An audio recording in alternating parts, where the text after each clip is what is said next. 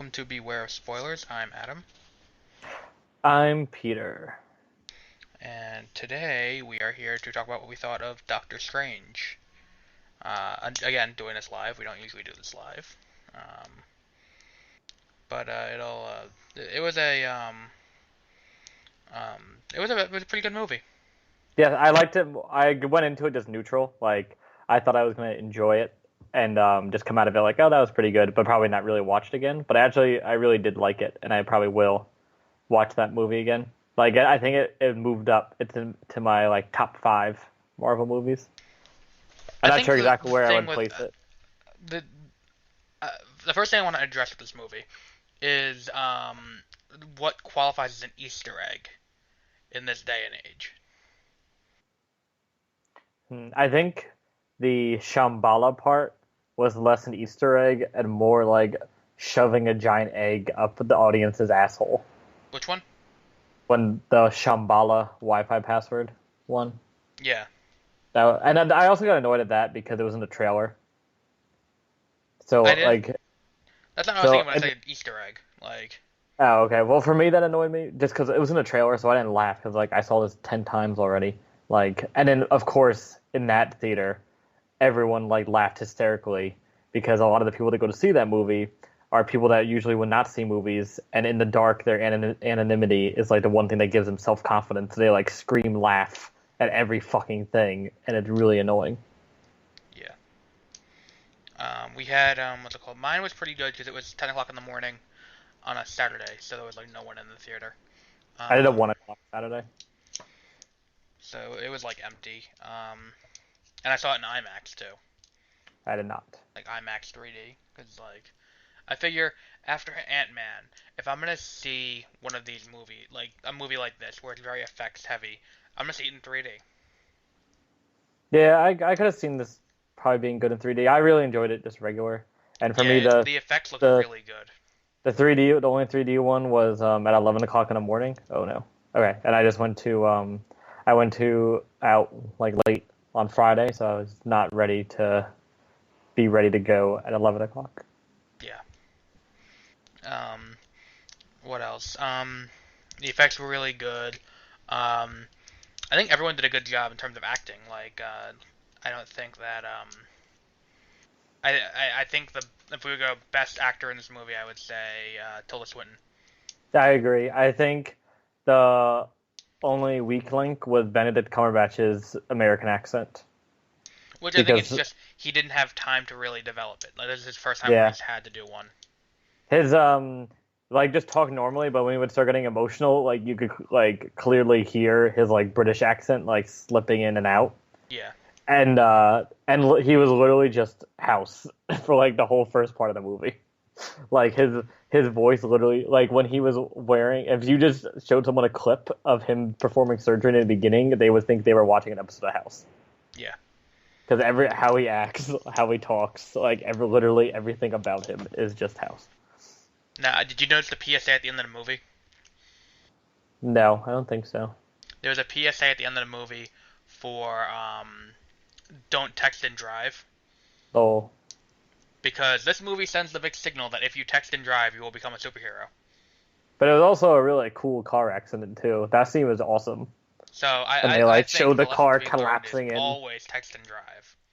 I think it's impressive that throughout that entire crash scene, that was like a 10-second car crash, he managed to keep his hands on the wheel that whole time until the Well, that's okay. dashboard That's crushed his hand. easy to do when the dashboard collapses onto your hands and pins them to the steering wheel. So that didn't happen until like 5 seconds into the crash. I think what's more impressive is that happened and he didn't like die.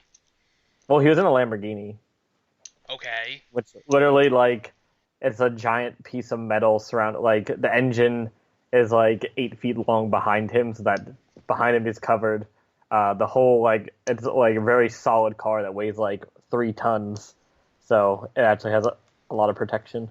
Yeah, that doesn't really stop the laws of physics from like Well, he shattering every bounced like bone in his down. body, not just his I also like hands. he was on like this small country road, and then he crashes, and he's like underneath like the George Washington Bridge, Yeah. and I'm like, where was he driving? Well, no, I know where he'd be driving like parallel to where Amtrak goes, down from upstate New York. Oh, okay. That I was confused at that part. So that was just a small thing, but and then was Stark Tower in the background also. I like was trying to find it. Sometime I tried to find it too. There was sometimes like there was that first. I I'm confused with the timeline of this movie Hmm. because the beginning doesn't have the Avengers Tower in the background. No, but they have that new apartment building that's Right. like So the what I entire city. thought was initially was like, oh, it's not there because I heard a rumor it's supposed to take place back in 2008, around the same time as Iron Man. But it doesn't because there's the little 20s before the crash. It like Brody or whatever is one of the patients. What? But when he's like, but right before the crash, um, one of the patients he denies is Don Cheadle. Oh, Hmm. I didn't even catch that. Yeah, that's the first one. They're like, oh, Sergeant something Brody has whatever like spine injury, blah blah blah, and he's just like, nope, next. Hmm. Did not catch that. I'm gonna see this movie again, but I did not catch that the first time. Terrible.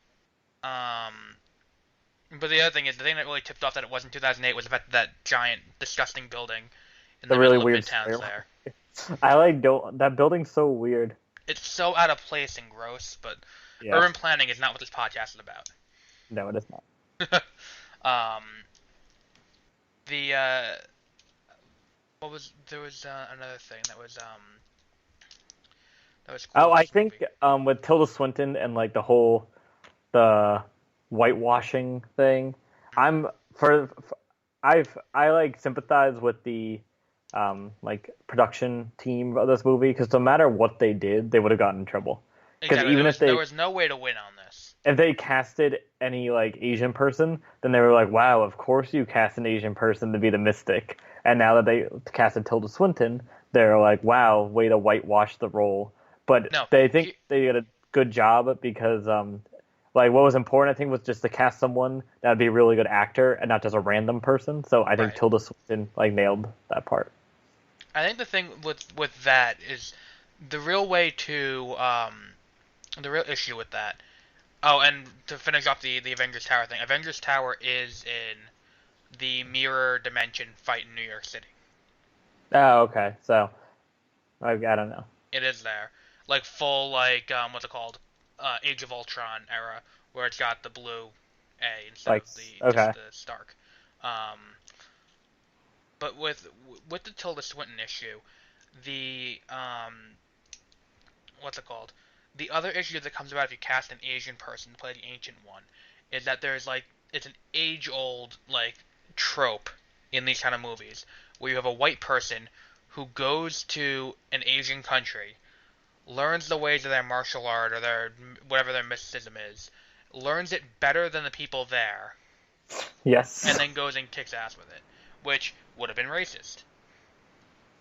In this Like that case, that's racist to begin with, like hands in this down. case, it does it in a different form by having like the number two mystic guy be a black guy, and then have him turn into a Doctor Strange's sidekick. Yeah. Because what every superhero needs in a Marvel movie is a black sidekick. Yep. I think what was good is he's not a funny black sidekick. Yes, yeah. At least he's and then I guess yeah we can spoil it because that's what it's called. That he becomes a bad guy, like or Yeah. a misled guy at the end. Um. So let's talk about the Eye of Agamotto holding the Infinity Stone. Yeah, that was like I was confused before, like what its purpose was before that point, because it was just kind of there, and they were like rotating the world and looking at it. So I wasn't like I was just kind of like, okay, that's cool. And then once he opened it, and it was just like something to do with time, I was like, okay, like I know what that is. No, what's it called? I didn't know there was an Infinity Stone in this movie. And then when it opened up and it was glowing green, I was like, well, there you go. Yeah, I really liked the light effects in this movie of all the magic. Yeah, Like, though that was really cool. yeah. Um, we got our first we got Night Nurse number 2 for the MCU now too. She's a doctor. Well, no, her character is Night Nurse. No. But Christine shouldn't she Palmer. be Night Doctor? So her and Rosario Dawson can team up and have her own movie or That'd be Netflix cool, series. I guess. She was good in this movie, Rachel McAdams. Yeah. For her, Did she, like, 3 lines, where she had to play, like, person who's watching someone self-destruct, then, Yeah. like, have him come back. That was funny. Like, I feel like it was a waste of Rachel McAdams. Yeah, literally any random girl could have played that part. Yeah. You could have got But I someone guess- actually the age they were aiming for, not 40, but she actually looks the age they were aiming for, like, late 20s. Well, she was like one of the head doctors in an ER, so I think they were aiming is she for really? 30s. Yeah, maybe I she was didn't a catch head. that. She was like one of the head surgeons in the ER, so I think she's like they're just aiming for the same age as Benedict Cumberbatch. Okay. Well, So Benedict I think they Cumberbatch are. could feasibly play early 30s. Well, he's in his early 30s.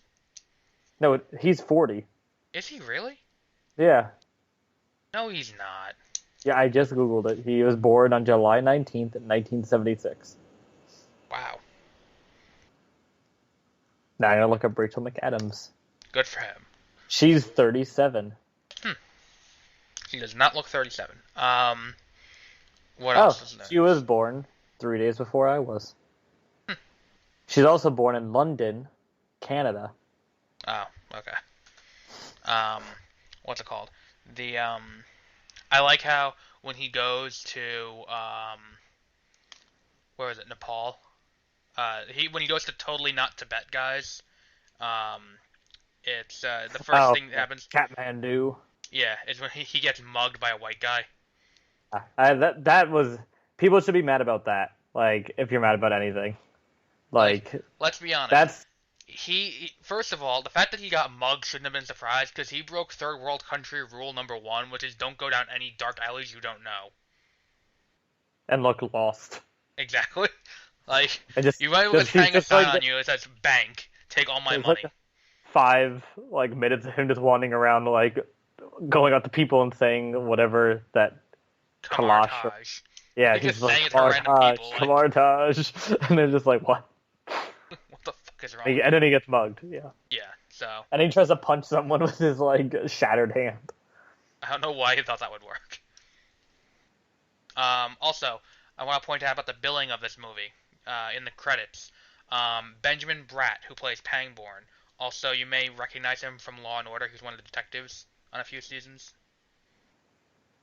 Oh, okay. He is higher billed than Tilda Swinton and Mads Mikkelsen. Well, those are like the special people at the end. It's like on TV shows they wait to put the special people at the end Yeah, but still.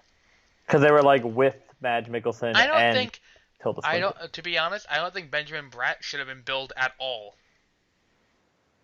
as a marquee person. That's true too, because he wasn't really in it. Like, I understand, like, I'm gonna butcher his name, but Chitwell Ejiofor, or however you pronounce his name, the guy who played Mordo. I understand him being billed.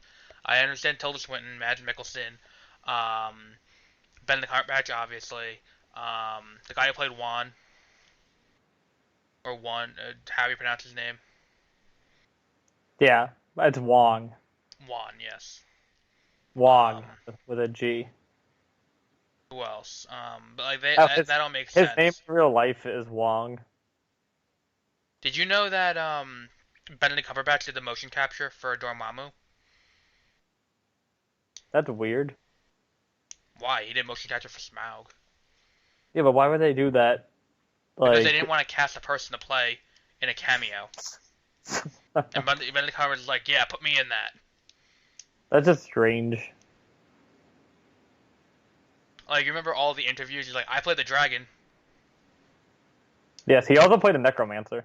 Yeah, and no one ever talks about that. I guess that's his thing. Well, the necromancer only said like 2 words, like the entire trilogy. And he was like a being. Is Mads Mikkelsen also in Rogue One? Yes. Oh wait, did you see the new trailer? Did yours have the new trailer for Fantastic Beasts and Where to Find Them? I was late coming into the movie, Okay. so I got in as that trailer was ending. Remember your Grindelwald thing? Yes. There's literally a line in that movie that says, "This is just like the Grindelwald killings in Europe." Oh. Maybe I was what's it called? Looking for clues where I didn't need to. Yeah, I was just like, oh wait. I was just after I started, I was like, wait, like, did he not like listen to the trailer? I didn't watch the most recent trailer. Okay, well, mystery solved. Wrap it up, boys. We're good. So what else was there? I think easily, I think it's up there in the top moments for like Marvel Studios. Okay, before I go into that, why did they make their logo longer than it was before? I thank you for bringing that up. I almost forgot. Like I just started laughing out loud. I think the people around me were like, "What the fuck is he doing?" Because Like, I was just like, "Are you fucking kidding me?" Like everyone makes fun of them for this because every time a new Marvel movie comes out, the logo gets longer, and they made it like 3 times longer and now. it's got clips from the other movies in it too. Yeah, Like, I was just like, "Are you fucking kidding me?" Like this is crazy. This is like on Westworld. The intro to Westworld on it's an HBO show is pretty long, and I'm like starting to think where HBO now Marvel just like let's go along. We can make people watch like an intro to something. yeah, exactly. But like, it's ridiculous now. Like, come on. Yeah, it's like begins like it normally does, then cuts to like the chronology of Marvel films and like cutscenes, then goes even further, and now it says like Marvel Studios plus Well, Marvel Marvel Studios needs to be there because it needs to differentiate Marvel from the Studios yeah. from Sony Marvel and Fox Marvel. Okay, that's true. I also saw the Logan trailer on like the big screen, so that was cool. Like that, I missed that one too. That was awesome. There was a new trailer, that movie, The Great Wall with Matt Yeah, Damon. That was I don't understand why anyone thought that should be a movie. Like it I looks saw it really in 3D, and there were a lot of pop-out effects, and it's like from Visionary Director, whatever the hell the guy's name is. And yeah I'm like, what Visionary Director who went to Disneyland and saw, um, what's that? The Honey I Shrunk the Audience, and was like, you know what? oh, yeah. Let's make an entire movie like this. It's just weird because it's like the Great Wall of China was is meant to like stop monsters. It sounds like a weird B movie with Yeah, Matt but Damon. it has Matt Damon in it, and then of course it's the white man has to come and save all of China. Yep. And there was one more. Oh, the new Triple X with Vin Diesel. I didn't see a trailer for that. It's hard. It looks horrible. Literally, a guy skis down the side of a jungle, like a mountain jungle, which would Oh, not what work. was it? I think the really weird use of three. I think I saw the weirdest use of 3D though in the trailers when they showed the trailer for the Great Wall, and they had like a GoPro mounted to the girl who the main girl in the movie. They had it mounted to like her like what's it called, like right where her diaphragm is, pointing up at her. So it's just like 3D boobs, and that's it. Like Oh I wait, don't understand what the point of that was. uh, I really liked in Doctor Strange, like some of the like how like some of the neuroscience stuff he would talk about was like how he would actually think about certain things, like when he was talking to Tilda Swinton in the like when he first meets her about healing stuff, because it was like things that I have also like heard of. So I was like, they did, at least they did some like Google search on like neuroscience. For me, it was like I don't know anything about neuroscience, so it was just like brain word, brain word, brain word, science, brain word. It did better than most. It did because there was nothing in it when I or in there where I was like, this is like what the fuck, like this is just completely the opposite. I think the only thing I don't, he might have broken sterile policy when he was putting on his surgery gloves in the beginning, but it was really fast, so I couldn't really tell. Um, what else was there? Oh, Oh, the the thing with moment. I think the Sherlock what's it called? The Holmes. death of the ancient one. When Uh, with the astral projections, um, like her talking about how she fears death too. Like, I think that's gotta be in like top moments for like Marvel Studios as a whole. that was really good. Because I think that was like the best acted scene in a Marvel movie too. Like, and she did a good job selling that. Um, what else? there was something else I wanted to bring up. Oh, at the end of the movie, I told Peter this before he went on. I don't know if anyone else noticed this. Um, at the end of the movie, right at the very end, they're playing his theme. It slowly transitions into using the same instruments as his theme, doing the Avengers theme. And Hmm. like Yes. the Avengers theme is just like the music they play over the Marvel Studios logo. So I thought that was pretty cool. I like the Um, music because there was some Morgan in there, and I love me some Morgan. Web. I like the music because there was some organ Yep. like in there. Oh, there's one of the factual errors. I just looked it up on IMDb. Is the guy with the bullet in his brain Mhm. because if you put someone in an MRI machine with a bullet in their brain, because a bullet is made of metal, it would not work out for them. Oh yeah, I never Because thought of that. it would like smash his head into the side. Because MRI is a super powerful magnet. Like if you have anything metal near it, you'll get stuck to it, or anything that's magnetic. I didn't think of that. Yeah, that's a good point. Um, oh, them revealing that the Eye of Agamotto was an Infinity Stone felt a little bit too forced. It felt like an afterthought. Like, oh, by the way. Because it's literally at the end of the movie, they're just like, oh yeah, that's an Infinity Stone. And the thing Bye. is too, it's not like there's any reason for him to know that it was an Infinity Stone. It's not like what's it called, the Collector at the end of Thor: The Dark World when he's like it's not good to have two Infinity Stones in Asgard. Meanwhile, you got like six that are from Earth, and that's my other Yeah. big problem with this is that we now have on Earth the Soul Gem, no, the Mind Gem, which is in Vision's head. Um, at one point the Tesseract was there. The Time Gem was there. So three out of the six are from Earth. Like, how did that end up happening? And everyone's like okay with that. Oh wait, do you want to know something that might um annoy you? What? Okay, the orb of Agamotto is in the first Thor movie, in Odin's treasure chamber. That's just not. I think anything in Odin's treasure chamber is just non-canon. I guess. Because like the completed Infinity Gauntlet is in his treasure chamber too. It's Okay. just an Easter egg. But We'll. like, okay, so then let's talk about Marvel going forward. We're gonna go with the post-credit scenes. We already talked about the last post-credit scene, which was Baron Mordo, or Mordo. He's not Baron Mordo yet. Uh, Killing Pangborn and saying there's too many sorcerers in the world, revealing that Mordo, for anyone who didn't read the comics and know this already, Mordo is a bad guy. Um, Yeah, I like that because it's at least he's not a sidekick. Ken. and then the other post-credit scene is Thor coming to Earth and asking Doctor Strange for help. So we now know that Doctor Strange will have some capacity, probably in like the same like Quicksilver in Days of Future Past, but he will be in Thor Ragnarok. This is considered chapter 2 of phase 3. Yes, because Civil War is chapter one. Do you know in 1992 Wes Craven's going to direct I did a know that actually. Doctor Strange movie? I did know that one actually. Um, Also, I feel like Mads Mikkelsen was wasted in this movie too. Yeah, he was. I guess he was okay, but he was just another generic Marvel villain.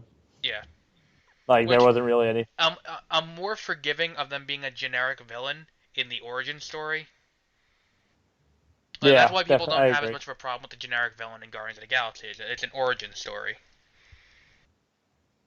Um, but um, so going forward, they still have to get before Infinity War.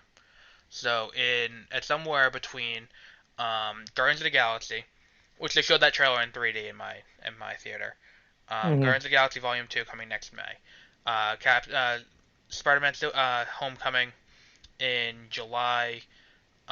Thor Ragnarok. Um, And yeah, I think that's it before Infinity War. Um, they need to introduce one more Infinity Stone and get everyone in places before Infinity War to start. So there's still one gem that has not been introduced yet, and that's the Soul Gem. So the question is, where do you introduce that? Yeah, that's gonna be that might be just one they just wait and they just like throw it in there when it starts. I could see them doing that. What does that one do? Um, that's a good question actually. Let me take a look. I'm gonna also bring up the Marvel movie release schedule so I can just make sure that I didn't leave anything out. Um, wow, that is the most awkward way of putting this. What? Like I searched Marvel movie release schedule and Google gave me like results, but it did nothing. Um, but it wasn't in any order on like in the history of humanity, like not by date or anything like that. All right, so we have Doctor Strange that just came out. Then we have Guardians of the Galaxy, which is May 5th. Um, that one is confirmed to not have an Infinity Stone. Um, Hmm. then we have Spider-Man: Homecoming with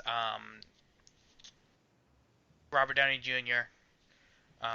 Reprising his role as Tony Stark, obviously. Michael Keaton playing Birdman. Oh, Jesus Christ Almighty, Cinema Blend. Um, but he's playing Vulture actually. Um, you remember the little Indian kid from what's it called? Grand Exotic Budapest Hotel. Yeah. He's playing Flash Thompson, the bully at Peter Parker's school. So that's Nice. fitting. Then Thor Ragnarok. Oh no, Black Panther also comes out before Infinity War. Then Infinity War, Ant-Man and the Wasp, Captain Marvel, and then untitled Infinity War sequel, which lost it's no longer Infinity War Part 2. Um, Hmm. really, what I thought they should have done, and this is just my idea, they should have made the Eye of Agamotto the Soul Stone, I think that would make more sense for and had the final fight have something to do with astral projection. yeah, especially because Soul could play a good part in And like they Steve did so much Doctor with Strange. astral projection in this movie.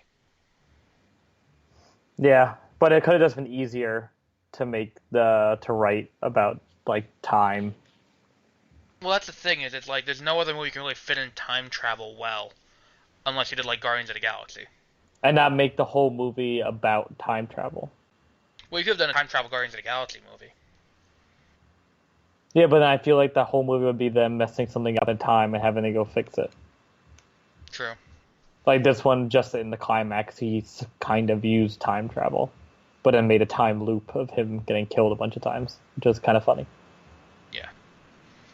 I don't know. I feel like the that I didn't like the how they handled the final confrontation. Were the two whimsical? It felt like a cop out.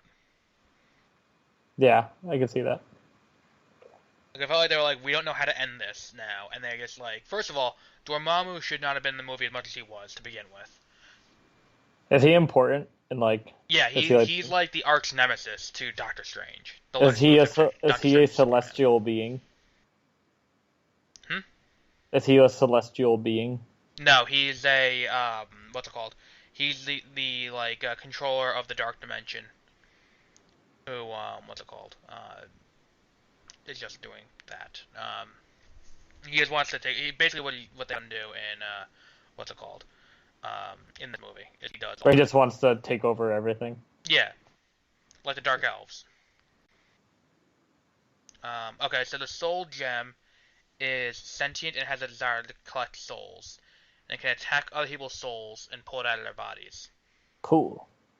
Um, Now, in the comics, the Soul Gem is known for being implanted in the forehead of Adam Warlock, the Marvel Comics character.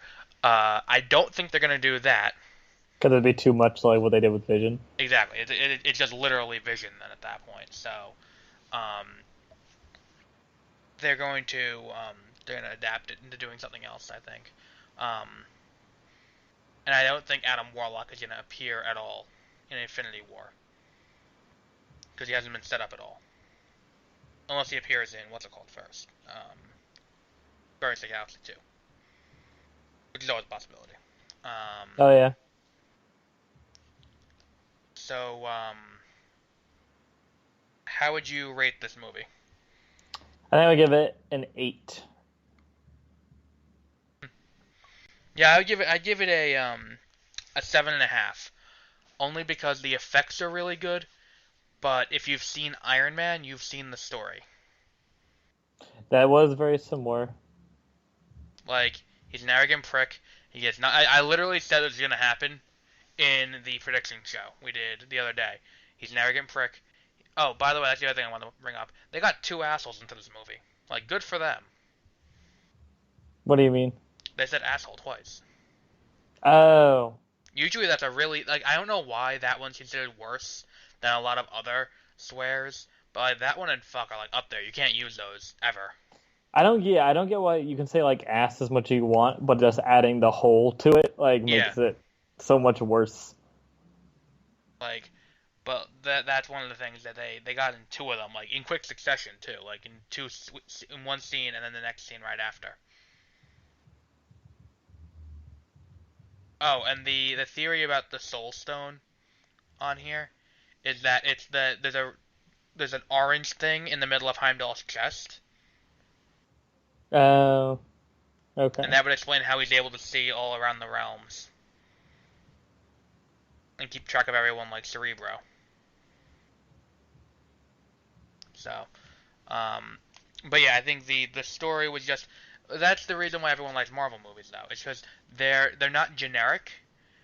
They feel generic because it's the you've heard of the monomyth, right? What's that? It's also known as the hero's journey. It's the in fiction, fantasy and science fiction, all that stuff. There's a set way that a story goes, and it's just universally followed. Usually, you see the hero in his life before the call to adventure. Then he meets a mentor. Then they go out on the adventure. Some catalyzing event happens that forces them to go on the adventure. Like you can do, like the easiest movie to do this with is Star Wars, where it's like you see Yeah. Luke before he goes on the adventure. Then he meets Ben or Obi-Wan. Then he goes out on the adventure with Obi-Wan because his aunt and uncle get killed by the Empire, so he has to go then. Then he goes out. Then he meets other like people along the way. Then they go and they have their first confrontation with the enemy. Then that confrontation doesn't go well, which is when they're on the Death Star, and then like Obi-Wan dies and they have to escape after being captured. Uh, Then mhm. then they have another confrontation with the bad guy, and this time they win. And there's something that, and Yeah. then they go back home. But this is something that's followed. It should be followed not just on an individual movie level, but it should also be followed over the course of a trilogy. Which is why that Empire Strikes Back has the darker ending because it goes into what's it called? Um, it goes into like the next one being the final victory over the Empire. Mhm. Um, but yeah, and that's why the Marvel everyone likes the Marvel movies because like if you watch like, But that has been one of my critiques of Marvel movies that they do that for literally every single but you know like what? movie. That's fine. Like I'm not paying to see someone take on the superhero genre or That's true. subgenre. Like I'm not paying. Like that's not what I'm paying to see here. I'm not paying to see some deep philosophical like piece on like what it means to be a hero. If they can squeeze that in like they did in Civil War and still have it not be like mind-numbingly boring, then go ahead. But like I don't understand. Like it can be both. Um. Oh, then there's one other thing I wanted to bring up that literally just reminded me of, and that's why like what's it called? Weren't good. Like why people didn't like X Men Apocalypse Mhm. because there's no middle. Like there's no stakes to the movie because there's no defeat. But at and the then same it's like, time, what's it called? like there's no way anyone actually thought he would lose. Like in Exactly. the end, yeah. Oh, and then one other thing with X-Men Apocalypse, that was what it reminded me of. Talking about Star Wars, when they leave, Return of the Jedi, talking about which Star Wars movie was best, and Jubilee has her only line in the movie, and she goes, "Well, Empire wasn't afraid to end on a dark note, so that's why that one's the best." That's not what people thought in the '80s as to why Empire was the best. Yeah, just because it was like a good movie. Exactly. Like, Like it stands alone as a really good movie because of how well it handles character development like through isolation. Like and that's why it's considered to be a good movie, not because it's dark. yeah, So I felt the need to bring that up too. Um, so yeah, my headset's dying. I'm getting beeps in my I ear can hear telling it. me I that can that's hear the happening. beeping. So let's just go over our upcoming schedule. Um, we have upcoming movies. Our next one is Fantastic Beasts and Where to Find Them later this month, and then Rogue One, and then we're gonna round out the year on that. Um, then our next movie going into 2017 is, I believe, the Lego Movie. Let What me just Lego double movie? check. Movies in 2017. Let me just make sure there's nothing in January. 'Cause I think February is our first one, but unless you want to do Triple X Return of Xander Cage, No. I'm good. Um, Actually, you could probably do like a real movie that early in the year. Um, let's see. Yeah, there's nothing. There's nothing good. How did that happen? How do you have no good releases for the entire month of January? Um, but yeah, so because this is dying, we will